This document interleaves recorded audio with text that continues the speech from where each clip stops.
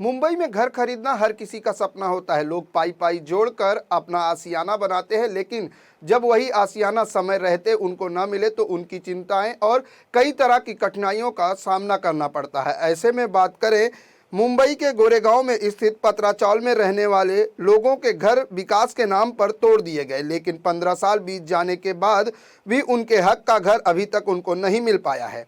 साथ ही उन फ्लैट धारकों को भी अभी तक उनका घर नहीं मिल पाया है जिन्होंने पतराचौल में बिल्डर से 10 साल पहले फ्लैट खरीदे थे। फ्लैट न मिलने से हताश और निराश लोगों ने बिल्डर और सरकार के खिलाफ चैन बनाकर मुख्य प्रदर्शन किया। वहीं इस विरोध प्रदर्शन में भाजपा सांसद गोपाल शेट्टी, सिंदे गुट के सांसद गजानंद कीर्तिकर के साथ हजारों लोगों ने सहभागी होकर अपना समर्थन दिया।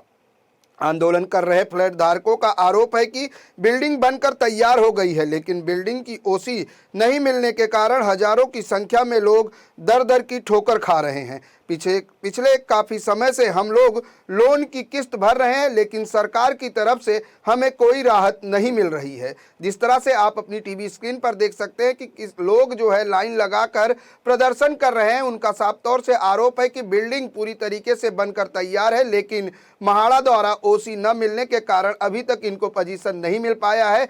पिछले कई महीनों से ये जो है ईएमआई भर रहे हैं, लेकिन इनके हक का घर इनको अभी तक नहीं मिला है।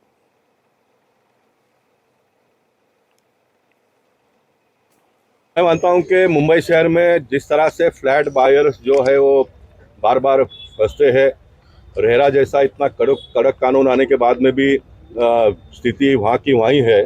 तो ये पूरे प्रकरण का जितना मैंने मेरे 31 साल के प्रतिनिधित्व जीवन का जो अनुभव है, उसमें से मुझे ये पता चल रहा है कि इसमें म्हाडा के अधिकारियों का दोष है। क्योंकि जो रीडेवलपमेंट में प्रोजेक्ट जाता है तो रीडेवलपमेंट का काम शुरू होना चाहिए। आप एट पार करो कोई वांधा नहीं, क्योंकि पैसा वहाँ पर भी खर्चा करने के लिए यहाँ से ही निकलेगा, तो एट पार करो तो भी चलेगा। लेकिन म्हाडा के अधिकारियों ने आग बंद करके वहाँ पर कोई काम ही चालू नहीं हुआ और यहाँ का काम तेजी से बढ़ा, इस प्रकार का ये काम हुआ है, कांड हुआ है। इसको मैं कहूँगा ये म्हाडा के अधिकारियों के वजह से ये कांड हुआ है।